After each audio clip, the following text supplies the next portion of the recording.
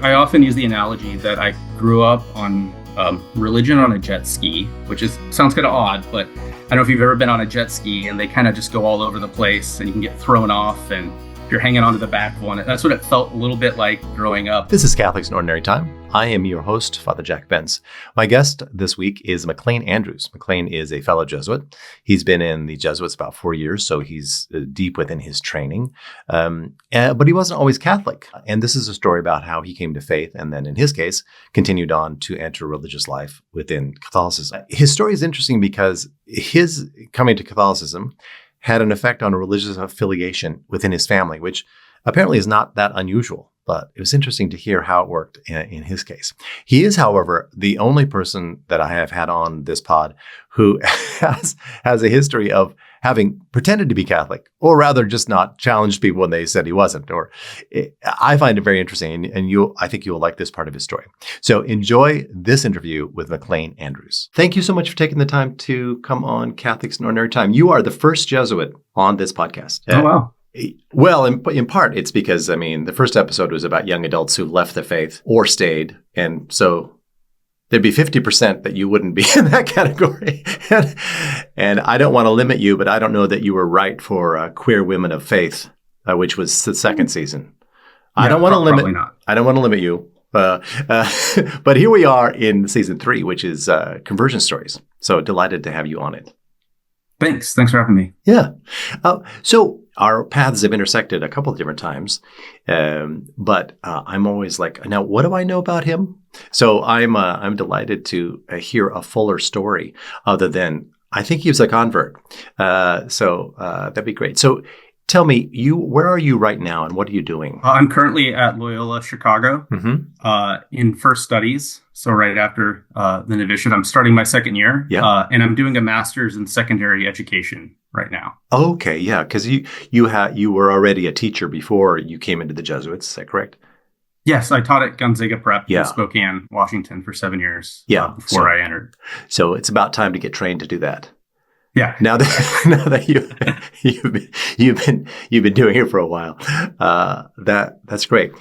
So a full life, lots of things going on. How are you at the moment, at the start of the new school year?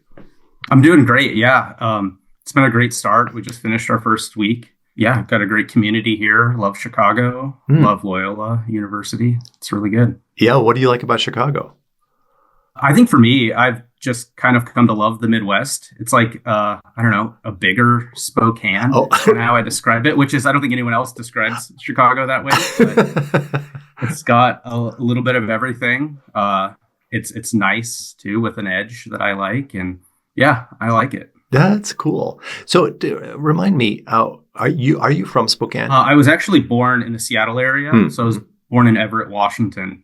I moved to Spokane at the very start of high school and then went to Gonzaga Prep actually for high school, even though I didn't grow up Catholic. And then moved to San Diego for a few years and then moved back to Spokane. But my whole family is there. And I really kind of consider that my hometown. Yeah. So tell me, what kind of family did you grow up in as far as faith or what y'all did for work? Or Yeah, I always grew up around faith. Something I always say is if a passport was issued at the beginning of a faith journey, I'd have a lot of stamps from many different denominations, but I grew up in a very Christian household. Both my parents have always been people of faith. So yeah, growing up, I was baptized Episcopalian as a baby, and then really grew up in more the evangelical church. It's called the Foursquare Church. Yeah. So my dad's been kind of a serial entrepreneur in a way, like had a lot of different jobs in business, construction, and for a period of time actually was a pastor at a church, but one of those large churches. So he did mostly administrative work for part of my life. So yeah, I kind of grew up until my late teens, early 20s, really more in the evangelical church. Yeah. Why the shift? Why didn't you all remain Episcopalians? I know for my parents, I think the Episcopalian church, I know they got really connected with one in Washington, D.C. They were a part of. They both met in D.C. And then when they moved to Washington State, I was born shortly after. I think that's just kind of what they knew and what they plugged into. Okay. Yeah, I don't know the full story of how they ended up at the particular church. But going back, your parents weren't raised Episcopalians. They kind of found a church that was Episcopal in D.C. Yes, exactly. Yeah. Okay. My dad was more raised in the Dutch Reformed Church in Michigan. So my Hmm. dad's from Michigan. And then my mom grew up more in the Assemblies of God church. Okay. But they would both say they had like a conversion in their early 20s Hmm. and then worked for an evangelical organization in DC. And that's where they both actually met each other. It was kind of Okay. both after they had a conversion Yeah. moment and met there. And did, as far as you understand it, was their conversion sort of on the social side of like doing good in the world, that sort of thing, or interior holiness sort of? I think it was interior, Oh, okay. holiness. Yeah, when I talked to both of them Mm-hmm. about it. Yeah, those, there's all these doors that people walk through and to get where they're going, and sometimes it's on the social justice side, some of the holiness, whole thing. Yeah, Yeah. interesting. So there you are in Spokane. Y'all arrive in Spokane, and why are you? Did you lose a bet, or why were you shipped off to Catholic school? Yeah, that's actually a great question. So we were living in Everett, Washington, and my dad was going to be buying a company in Spokane. He'd always wanted to own his own company. He'd always worked for other people. Mm. And so I was just looking for different companies that were for sale, in construction, because that's the background he had in working for construction companies. So Mm-hmm. found one in Spokane. None of us knew where Spokane was, really. Seattle snobbery. It's so clear. It's so there. And this is no shade towards Yakima, but in my head, I thought we were going to Wenatchee or Yakima, not to where we ended up. I love both those places. They're both great. But. I love that Spokane. It was like, isn't that a suburb of Yakima? Yeah. Yeah, we just had no idea. And so it was this side we were going. And I was really into lacrosse in middle school. And so this would have been 2004. And when I, went online myself in 8th grade, I was like, where can I play lacrosse in Spokane? And at the time, it was not a big sport in Eastern Washington. Now a lot of the high schools have it in Spokane. But at the time, the only high school in the entire city that had lacrosse was Gonzaga Prep. So that's how I convinced my parents that I should go to Gonzaga Prep. So in the rich discernment of an 8th grader, yes, you said, I need a Catholic education stat. Yeah, so I could play lacrosse. So that's the real reason why I ended up there. And how did lacrosse go for 4 years? It was good. I ended up playing 3 years. I also played football. I got hurt my senior year in football, and I let sports go, and I also did speech and debate in high school as well. And so I kind of funneled all my competitive energy into that, which I ended up doing throughout college. And I'm still involved in coaching. Oh, okay. Speech and debate. Yeah. So you're a broken down old jock who now does speech and debate. Nice. Yeah. Yeah. I say that because it's funny to first of all, it's funny to think about you playing football, because I was like, really? Football? I could see you're shouting and running lacrosse. Yeah.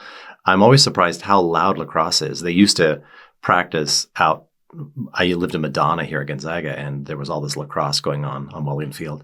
And I was like, what do they do more of, running or shouting? I was shouting, yeah. Yeah, there's a lot of that going on. Nice. So you did that during high school. How did the Catholic thing present itself when you were in high school? Yeah, I mean, that's a really good question.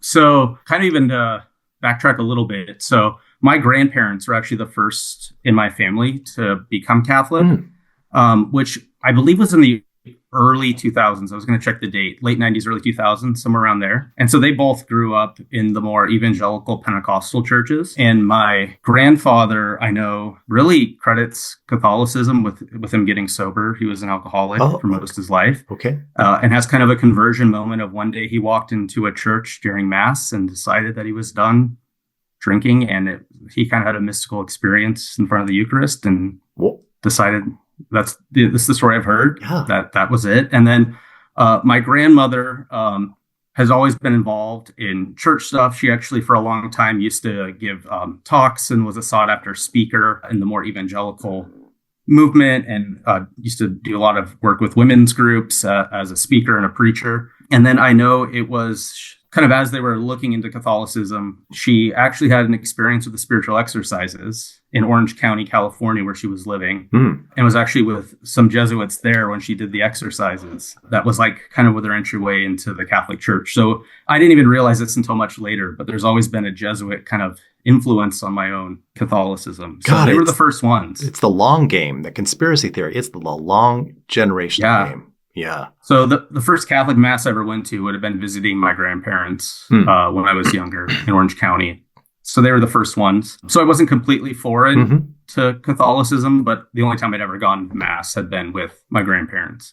Yeah. Yesterday I was in conversation with another convert, and one of the pieces that was big in his story was coming from an evangelical, side of things, trying to understand how you would get close to the whore of Babylon, like all this sort of anti-Catholicism sort of thing. Was that in the mix? Oh, I definitely. Yeah. I definitely grew up thinking that Catholics were not experiencing Jesus to the fullest. Oh, okay. I was part of that whole, it's a relationship more than rather than a religion is what it should be. Yeah.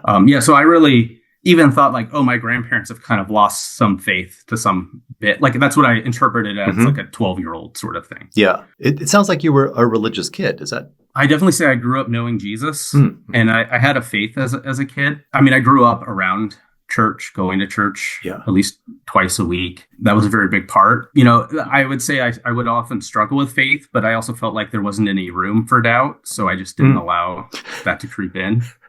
That seems like a very strong interior. Yeah, well, don't know how great it was in the end, but I and then so when I went to Gonzaga Prep, I kind of knew Catholicism in a sense, and so I actually kind of in my head decided that it was easier just to pretend like I was Catholic. Oh, so I kind of just did that while I was at school. I didn't really tell people all that often that I wasn't. So I've kind of called myself a weird religious Batman, where I was like Catholic by day and evangelical by night, because I was still really, really involved in my local church in Spokane. Everyone has an ugly secret, Yeah. Well, and it was really funny because I'd hear my friends at like youth group talk about how Catholics, it's kind of like a cult and aren't part of a real faith. And then I'd be with my Catholic friends and they'd be talking about, oh, that church, have you ever been by it? I think it's like a cult. And I'd be like, well, that's where I go. So I both my friends thinking that the others were crazy.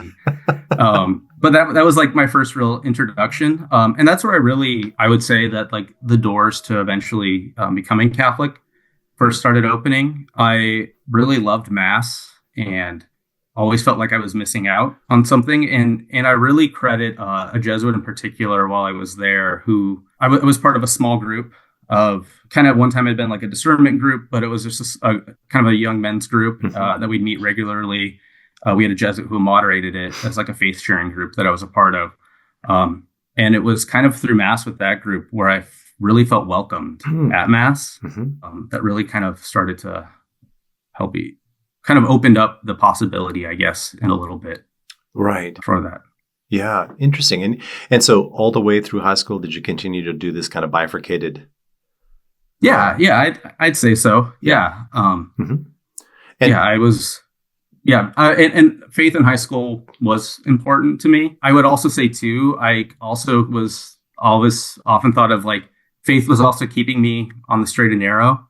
I grew up fairly strict parents. I mean, I wouldn't say they were overly strict. I was the oldest and just always was terrified of getting in trouble. And in a way, having, religion sort of was keeping me in my head from trouble. Sure. And so I actually ended up going to a Christian college because I thought the same thing, that it would keep me out of trouble. So I went to Point Loma Nazarene University in San Diego. Right. For undergrad. How was that? Good. It was a good experience for me. It weirdly provided me the space to begin questioning faith, which I don't know if I would have had I gone to a non-religious school.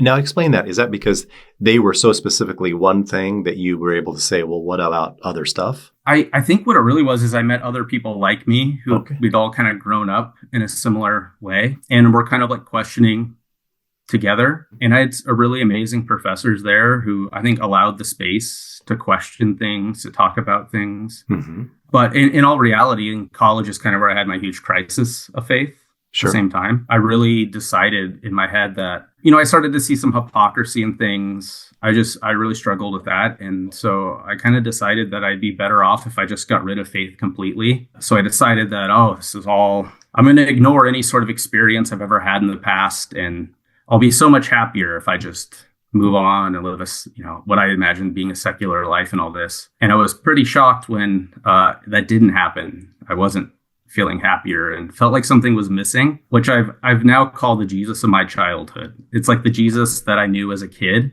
kind of when it all made sense, was missing.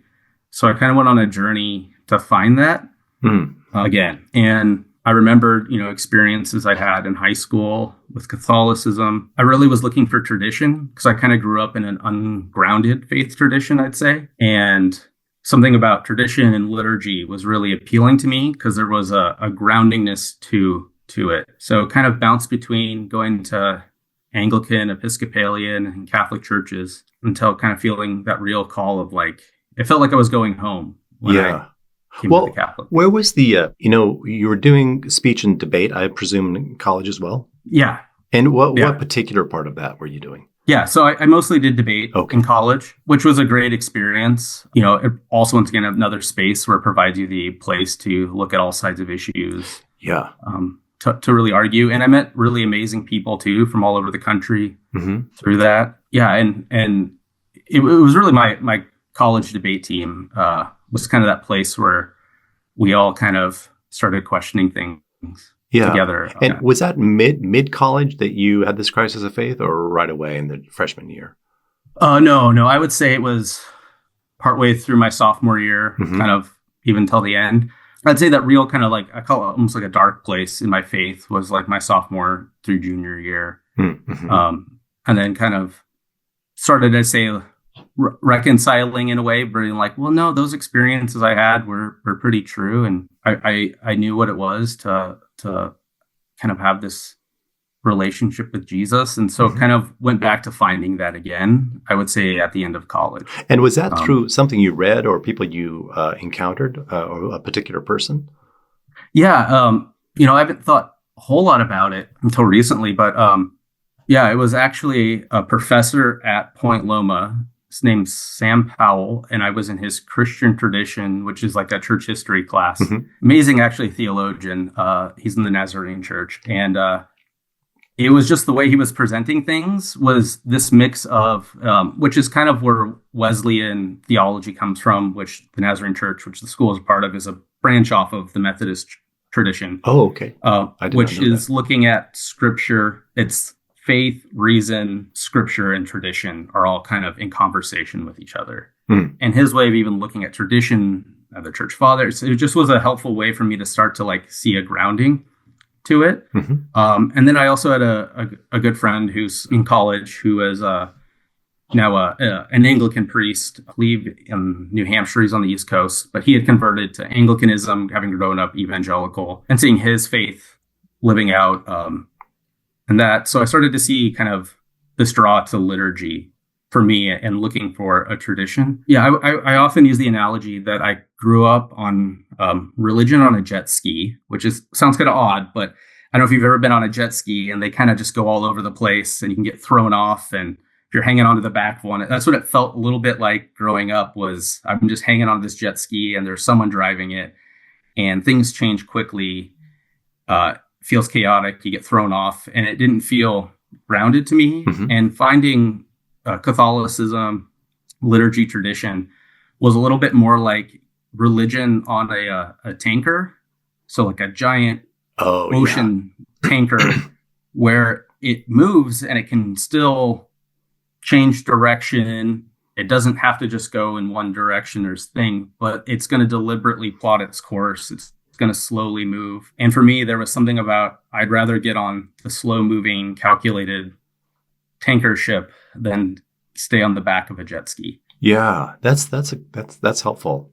That's good. And do you think for a person who's built to like the debate world that liturgy and tradition seems contiguous with that kind of person or those kind of interests. Yeah, it really does. And also, too, what I really come to love about Catholicism is things are thought through. Sometimes feels like it's been over thought through, but at least it's deliberately there. There's nothing like there without some sort of, I think, deliberation and thought through of why you're doing this or saying these things. And I think there's something important about that. That's helpful to hear, because I'm always struck by why it's so jarring and unsettling when priests decide in order to be maybe fresher or more inspired, just decide to just have a go at Eucharistic prayer, making it up. You're just like, which is rarely done. And when it is done, you just think, oh, wow, why is that so jarring? And I think that explains it, because it does feel like suddenly not thought through. Yeah. And I think sometimes when I think about my friends who are looking on to Catholicism from the outside, I think they often think of it as like this unmoving object that's stuck in the past and all these things. And in my mind, I'm thinking like, no, the church has changed a lot over the 2,000 years. It's, it's self-corrected, it's made mistakes, but all doing so with a deliberate kind of thought behind it. And doesn't always, we can look in the past and see like, that wasn't probably the correct thing to do, but kind of there's the best of intention. Kind of going back to the tanker ship analogy, you can have all the planning in the world. Sometimes the ship still goes sideways and blocks the Suez Canal and shuts down the world economy for a few weeks. Like, I'm still willing to get on that ship over the jet ski. So yeah, rarely is the jet ski blamed for stopping world commerce. Yeah. No, that's good. I recall distinctly being in kind of a place in my own faith life of really thinking nothing ever changes in the Catholic Church and I'm sick of it. I think I remember that very clearly, because then Benedict resigned and I was like, except when things happen. It's like soccer. Nothing happens until something happens. And then suddenly, everything. It was really a surprising, kind of a great thing to be reminded that, no, actually things do change. So you finish college. And how did you interpret or live out kind of the moral dictates of the Christianity you were working in? And did you find when you looked at Catholicism, you thought, gee, there's more structure there as far as a moral life, or less, or just different, or the same? Because I assume a Nazarene college is pretty articulated as far as like what's the expected life that a person is leading. Yeah, what's interesting is I don't know if I really had that discernment process in the same way around kind of morality and how to live life. In the sense, for me, like how you live your life should come from how you're living out your faith. And for me, it was like the connection of my faith within Catholicism, and really, to me, living in a way in which you're reflecting what it means to follow Jesus, to love God, to love others. And for me, even like sort of moral rules within the church, that's where they're wanting to come from. Now, sometimes that can get lost, I feel like. And even within like the Nazarene Church, for example, there can be a lot of like rules and norms, but it's still trying to come from that place as well. Yeah. Sure. I think for me, a lot of my conversion was a very much kind of where I reconnected with Jesus in the Eucharist and finding that. And also, I was really influenced by people like Dorothy Day. Had a big influence on my own conversion, where I saw people really living out their faith, seriously. And then another person that's had a big influence in my life was like the work of St. Oscar Romero, who even was willing to change his thoughts and beliefs on things when he saw how your faith should be lived out. And so that became something that I was really kind of like, if I believe these things, how am I going to live my life for others? Right. Which led me to my first career, where I actually worked in politics for a few years, because I was pretty sure that that's how I was going to be able to serve others. And that's better, good. But, good. I did not know that.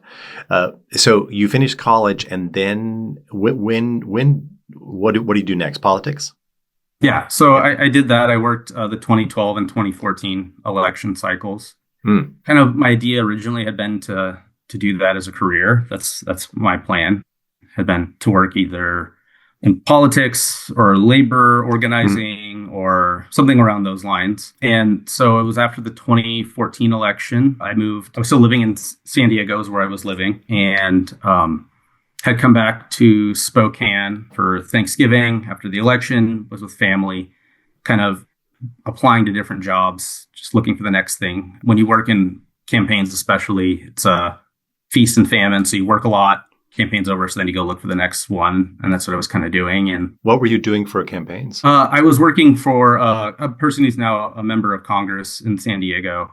So I worked on his first congressional campaign in 2012 and then the re-election. Oh, okay. That's why you were there. Yeah. In 2014. Yeah. So I was in San Diego for college. And so I'd stayed there. Sure. Yeah. And so I actually ended up shortly after that election getting a call, kind of being offered a job in DC unsolicited.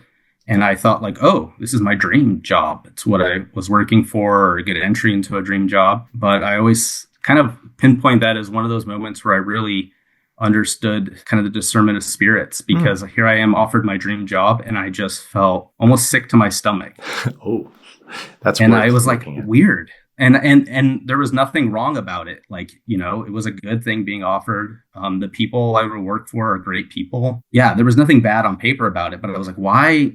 And so I kind of turned it down and didn't know what was going to come next. And then around that time, shortly after, I got a message on Facebook from my old high school debate coach at Gonzaga Prep, who said he was going to retire and that I should apply for his job. And so I did, and I applied to go work at Gonzaga Prep. And I just knew that's where I was supposed to be. And so I even went into the interviewing for a part-time job, but kind of expressing like, in a sense for me, it was the first time the vocation, that idea had ever come up in me. And I really felt a calling to be there. And I just knew that's where I was supposed to be for some reason. And so I started working there part-time, that ended up turning into a full-time pretty quickly. It was actually there that I decided that I first felt the calling, actually. I mean, I look back and there was moments where I probably saw the Jesuits coming. Like the joke in high school even was that MacLean was going to become a Jesuit. In my head, I'm thinking like, I'm not even a Catholic.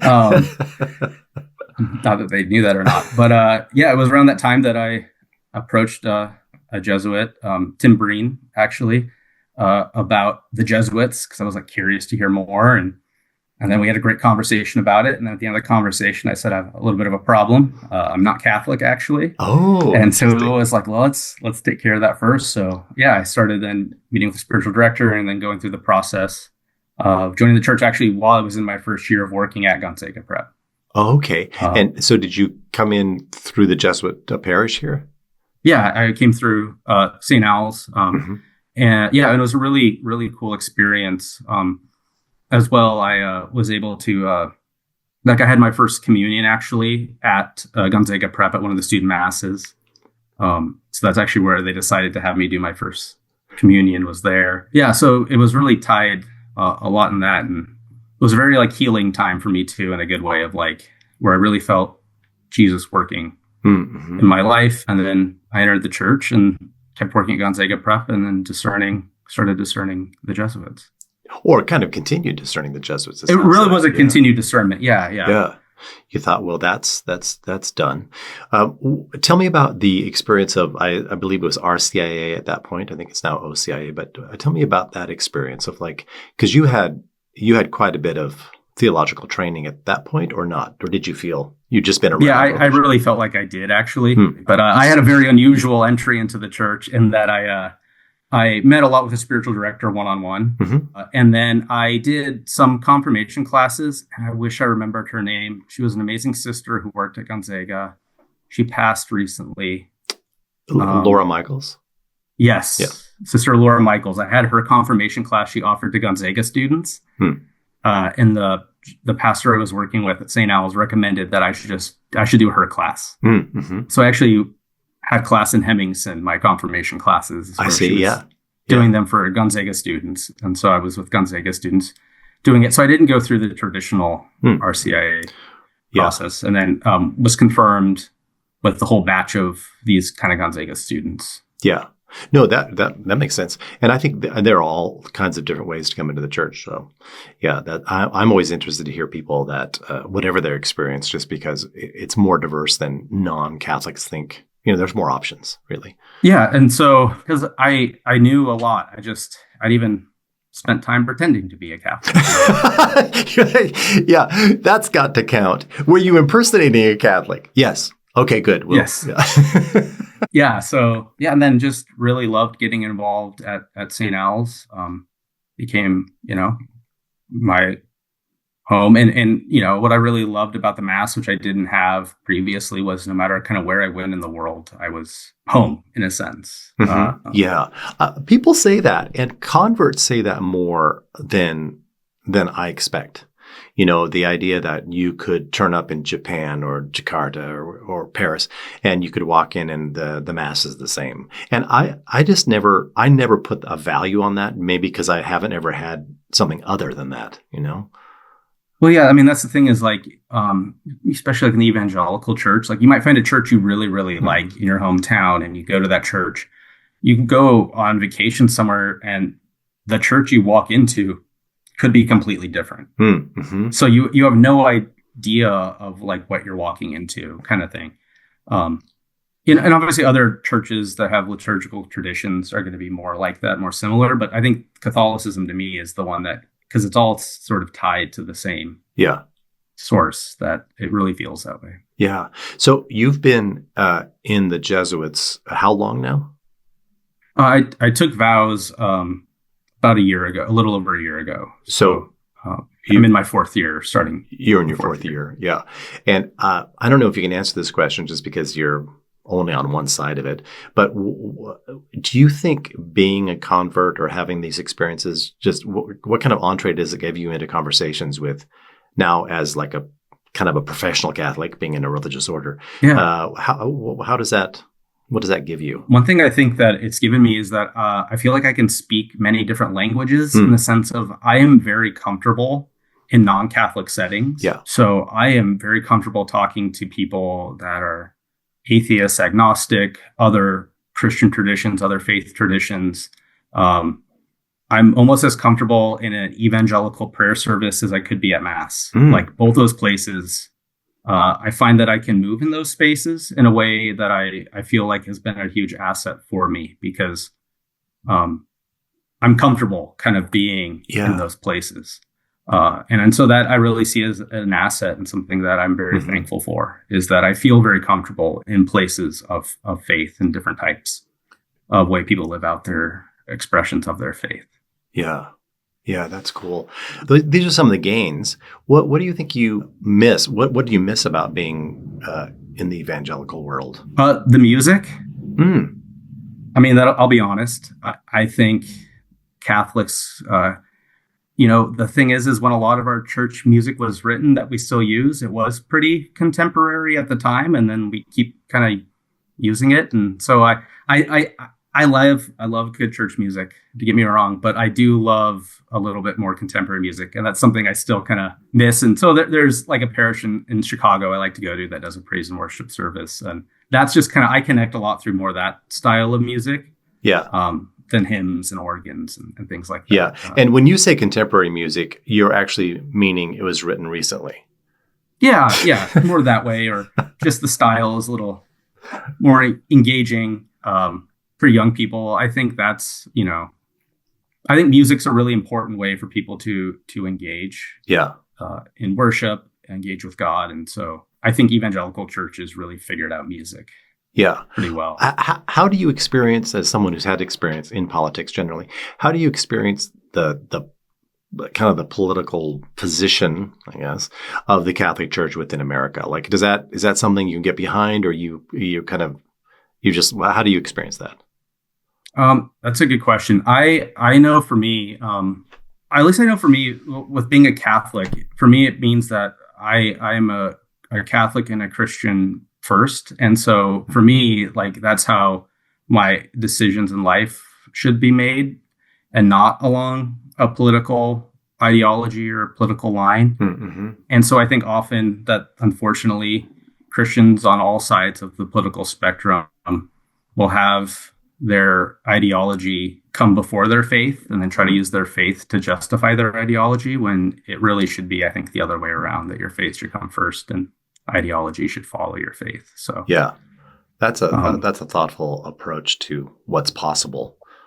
yeah. Maybe not always the case, but what's possible. Yeah. Yeah. And I think something that just my own way of living is rather, yeah, my identity is not wrapped up in my political ideology. It's wrapped up in being with Jesus. And Mhm. that's what comes first for me, and the way I interact and treat other people should come first. And so I think that was a switch for me, even growing up kind of more conservative evangelical to working in politics. Often those identifiers would be more important than for me now. Faith is the most important Yeah. sort of thing. And then what I do comes from that. Yeah. And then that's a good arrangement. What's been you become Catholic? As I recall, there's kind of a knock-on effect of you entering the church within your family. Is that correct? Yeah, it is kind of a funny thing. It was actually shortly after I was the only one. My cousin actually became Catholic before me. So a cousin of mine who lives in the Spokane Coeur d'Alene area, he was the first to become Catholic, and then me, and then my immediate family. No one else did, but my parents were actually supportive when I decided that I was going to be. I think they saw that it had been a good thing for me. I really, that's where as I said, I found Jesus again. And so, yeah, I never had an interest in trying to convince other members of my family. Also, I don't think proselytizing that way works, trying to convince people. Yeah, correct. I think if you live your life, the way you live should be how you evangelize people. Mm-hmm. So anyway, I never once tried to convince them. And then they actually came to the novitiate on entrance day when I entered the Jesuit novitiate and dropped me off. And then I found out they actually had a conversation on the drive back to like the hotel from the novitiate about joining the church. And they had previously had gone on a trip to Italy, to Rome and Assisi. And I knew that's kind of where some seeds were planted for them. So I don't know that's their story, their full story, but I know they had some kind of cool moments there where they started thinking about it. And it was actually after that. And then it was a few months in the novitiate when I was talking to them on the phone, they let me know that they were in RCIA, and I was a little shocked. I was like, what? So they came into the church on Easter Vigil at St. Al's, and I was able to be there actually for that, which was a really powerful moment. And then later on, my uncle, my mom's brother, joined the church recently as well. And so, yeah. Yeah. How many younger siblings do you have? I have 5 younger siblings. Oh, wow. Okay. So there's a lot going on in your family still. Yeah. Yeah. And how young is the youngest one? He's 18. And how were they about you becoming Catholic? Are they like, yeah, sure, whatever, I'm sure it's good? Or did they have a ton of questions? Or yeah, I think all the above. Like, I think, yeah, in a really good way. We've all kind of been on our own journeys, and it's just good to see too where they've all ending up and continue to. Yeah. I think look at my own parents' journey. It's a good example of we're never done growing, never done learning. And so, I think we're all on our own journeys, and we've all been, I think, supportive of each other on those journeys. Yeah, so. That sounds ideal. We're kind of towards the end of our time, but I wanted to ask a question about what gives you hope going forward as a Catholic, but as someone who's studying for the priesthood. What is it that kind of gets you going? I really feel drawn to helping people experience love in the sense of like belonging, acceptance, knowing that they are loved by a creator.